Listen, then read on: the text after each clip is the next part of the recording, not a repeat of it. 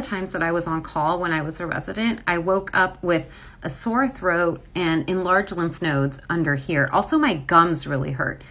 And I hadn't had that particular constellation of symptoms before. I can't remember if I woke up with a fever or not, but I knew that I did not feel right. Now, I was on call from home.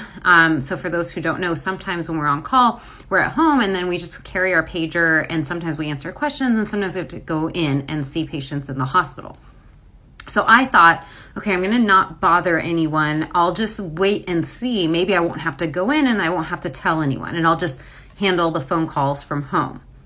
Well, of course, as these things go, I did get called in the afternoon to see a cancer patient. So this was someone who was on medication that suppressed their immune system. And so it's really not good for them to be exposed to someone who's sick.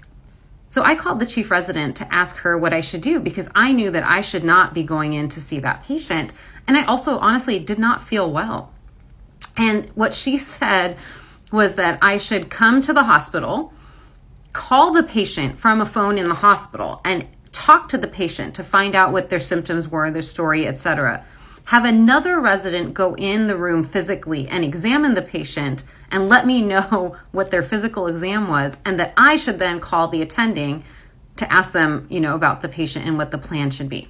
So when your chief says this is what you're going to do, you do it. And so that's what happened. I went in, I sat at a hospital computer, I called the patient on the phone, got the story, had a colleague who was there, for another reason, go down and see this patient and then tell me what they thought.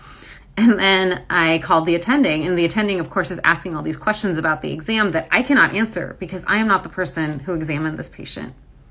Honestly, it did not make a lot of sense. Side note, the chief resident did actually examine me and thought that both my spleen and my liver were likely enlarged, and then ordered antibiotics for me. So I will say I was grateful to have gotten some medical care, but also wild that I was still expected to remain on call for the 24 hours to which I had been assigned, including all overnight, despite these findings on my exam and how sick I felt. Just to be clear, I do not think that a sick person in the hospital should be cared for by another sick person. It is incumbent on healthcare systems and hospitals to build in enough redundancy that when healthcare workers are sick, they don't have to come into work. That is what's right for those workers, and that is what's right for our patients. My personal opinion is that this is a solvable problem, but that there isn't enough will among those in power to fix it.